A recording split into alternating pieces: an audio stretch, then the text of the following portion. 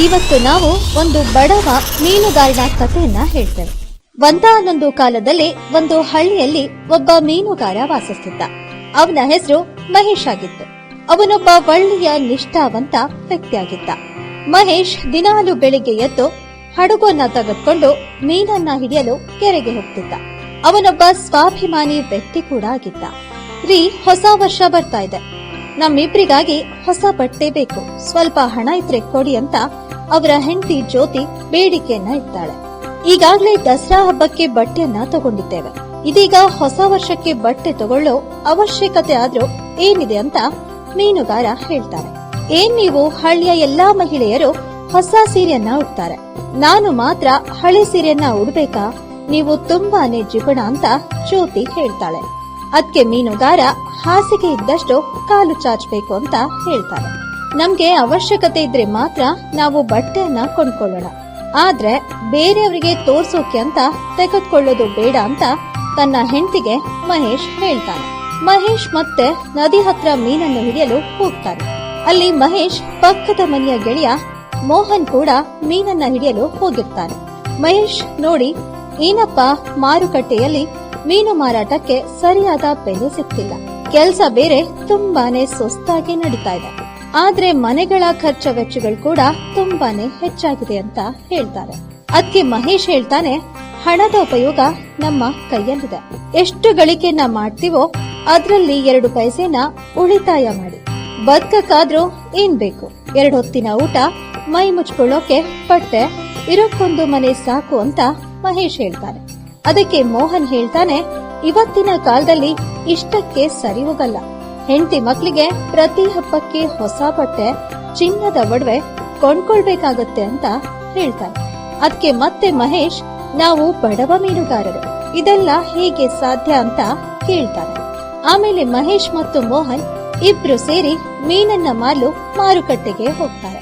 ತುಂಬಾನೇ ಸುಡು ಬಿಸಿಲು ಇರೋದ್ರಿಂದ ಮಹೇಶನ ಕೆಲವು ಮೀನುಗಳು ಬಿಸಿಲಿಗೆ ಒಣಗಿ ಹೋಗುತ್ತೆ. ಅದನ್ನ ನೋಡಿ ಯಾರು ಕೊಂಡ್ಕೊಳ್ಳಲ್ಲ. ಅದಕ್ಕೆ ಮಹೇಶ್ ಉಳಿದಿರುವಂತಹ ಮೀನುಗಳನ್ನ ತೆಗೆದುಕೊಂಡು ತನ್ನ ಮನೆ ಕಡೆಗೆ ಹೋಗ್ತಾ ಇರ್ತಾನೆ.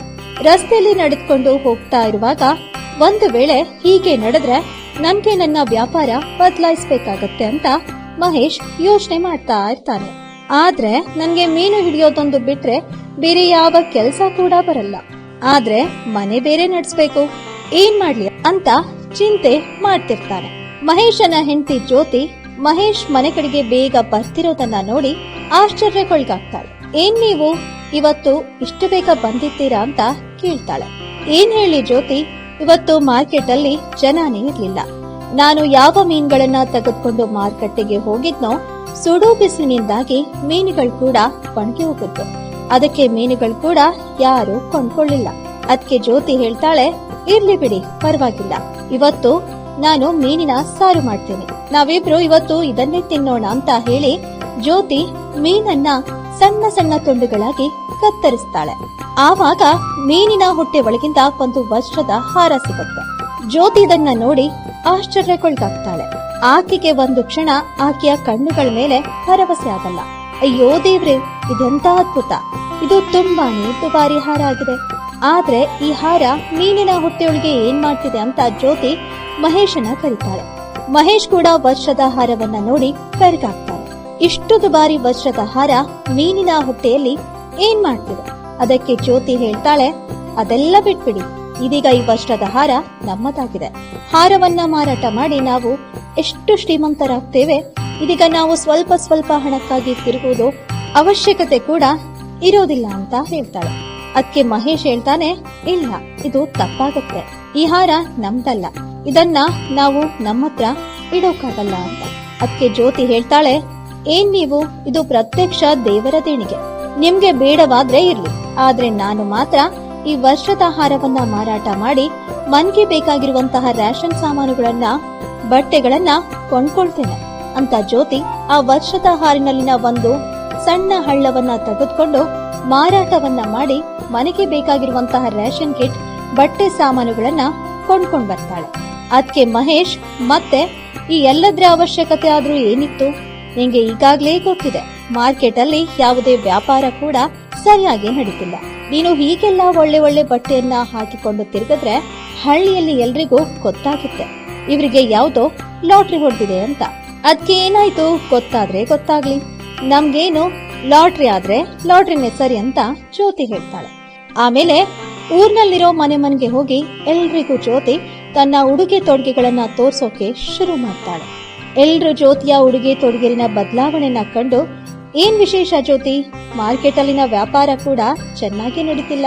ನಿನ್ನ ನೋಡಿದ್ರೆ ಅನ್ಸತ್ತೆ ನಿನ್ನ ಮನೆ ಮೇಲೆ ಹಣದ ಸುರಿಮಳೆನೆ ಆಗ್ತಾ ಇದೆ ಅಂತ ಹೇಳ್ತಾರೆ.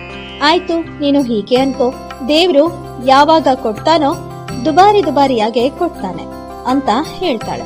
ರಾತ್ರಿ ಹೊತ್ತು ಮಹೇಶ್ ಮತ್ತು ಜ್ಯೋತಿ ಮಲಗಿದ್ದಾಗ ಅವರ ಮನೆಯಿಂದ ಆ ವಜ್ರದ ಹಾರ ಮಾಯವಾಗುತ್ತೆ. ಮಾರನೇ ದಿನ ಜ್ಯೋತಿ ಜೋರಾಗಿ ಕಿರ್ಚ್ಕೊಳ್ಳೋಕೆ ಶುರು ಮಾಡ್ತಾಳೆ. ಅಯ್ಯೋ ದೇವ್ರೆ, ನಾನು ಕಂಗಾಲಾದೆ. ಮಡಿಕೆಯಲ್ಲಿ ನಾನು ಆ ವಜ್ರದ ಹಾರವನ್ನ ಇಟ್ಟಿದ್ದೆ, ಆದ್ರೆ ನಿನ್ನೆ ರಾತ್ರಿ ವಜ್ರದ ಹಾರವನ್ನ ಯಾರೋ ಕಳುವು ಮಾಡಿದ್ದಾರೆ. ಊರಿನವರೆಲ್ಲರೂ ಜ್ಯೋತಿಯ ಮಾತನ್ನ ಕೇಳಿ ನಂಬೋಕೆ ಆಗ್ತಿರ್ಲಿಲ್ಲ. ಏನ್ ಮಾತಾಡ್ತಿದ್ಯಾ ಜ್ಯೋತಿ, ನೀನೇನೇ ಹೇಳಿದ್ರು ನಾವು ಕೇಳ್ತೀಯ ಅನ್ಕೊಂಡಿದ್ದೀಯಾ ಅಂತ ಗ್ರಾಮಸ್ಥರು ಹೇಳ್ತಾರೆ. ಬಡವರ ಮನೆಯಲ್ಲಿ ವಜ್ರದ ಹಾರ ಹೇಗೆ ಬರುತ್ತೆ ಅಂತ ಯಾರು ಜ್ಯೋತಿಯ ಮೇಲೆ ಭರವಸೆಯೇ ಮಾಡಲ್ಲ. ಹೀಗೆ ಮಾತು ಗಾಳಿಯಲ್ಲಿ ಸುತ್ತುತ್ತಾ ಈ ಮಾತು ರಾಚಯ್ಯನ ಹತ್ರ ತಲುಪುತ್ತೆ. ಆಮೇಲೆ ರಾಚಯ್ಯ ಮಹೇಶ್ ಮತ್ತು ಜ್ಯೋತಿಯನ್ನ ಭೇಟಿ ಮಾಡಕ್ಕೆ ಅವರ ಮನೆಗೆ ಹೋಗ್ತಾರೆ.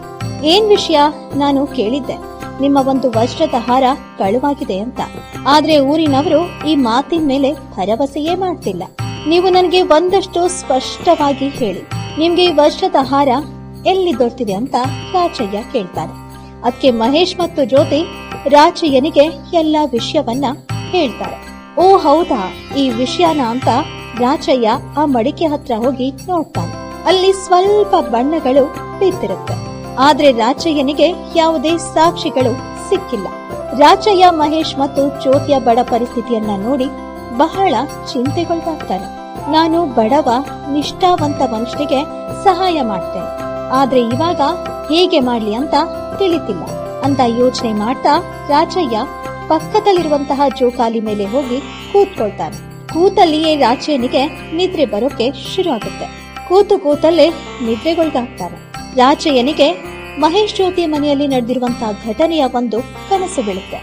ಆವಾಗ ಅವನಿಗೆ ಗೊತ್ತಾಗುತ್ತೆ ಕಳ್ಳ ಯಾರು ಅಂತ. ಏನಪ್ಪ ಇದು, ಎಂತಹ ಅದ್ಭುತ, ಈ ಒಂದು ಜೋಕಾಲಿ ಮಾಯಾವಿ ಅಂತ ಅನ್ಸುತ್ತೆ. ಇದ್ರ ಮೇಲೆ ಕುಳಿತ ಮಾತ್ರಕ್ಕೆ ಎಲ್ಲಾ ಸತ್ಯತೆ ಹೊರಗೆ ಬಿದ್ದಿದೆ. ಆಮೇಲೆ ರಾಚಯ್ಯ ಎಲ್ಲಾ ಗ್ರಾಮಸ್ಥರಿಗೆ ಮಹೇಶ್ ಜ್ಯೋತಿ ಮನೆಗೆ ಕರ್ಕೊಳ್ತಾನೆ. ಆಮೇಲೆ ಅವರೆಲ್ಲರ ಕಾಲನ್ನ ನೋಡ್ತಾನೆ. ಆಮೇಲೆ ಗ್ರಾಮಸ್ಥನೊಬ್ಬ ಕಾಲ್ ನೋಡಿದ್ರೆ ಏನ್ ಗೊತ್ತಾಗತ್ತೆ, ಈ ಮಹೇಶ್ ಎಲ್ಲಾನು ಸುಳ್ಳು ಹೇಳ್ತಿದ್ದಾನೆ.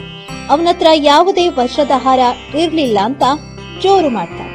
ಅದಕ್ಕೆ ರಾಚಯ್ಯ, ನಿನ್ನ ಮಾತಿಂದ ಏನು ಆಗು ಹೋಗುಗಳಿಲ್ಲ.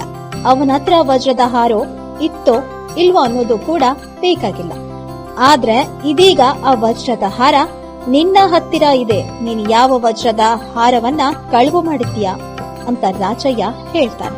ಏನು, ನೀನೇನ್ ಹೇಳ್ತಿದ್ದೀಯಾ? ಇಲ್ಲ, ನಾನೇನೂ ಹೇಳ್ತಿಲ್ಲ, ಎಲ್ಲಾ ಮಾತು ನಿನ್ನ ಕಾಲುಗಳು ಹೇಳ್ತೀವಿ ಅಂತ ರಾಚಯ್ಯ ಜೋರು ಮಾಡ್ತಾರೆ.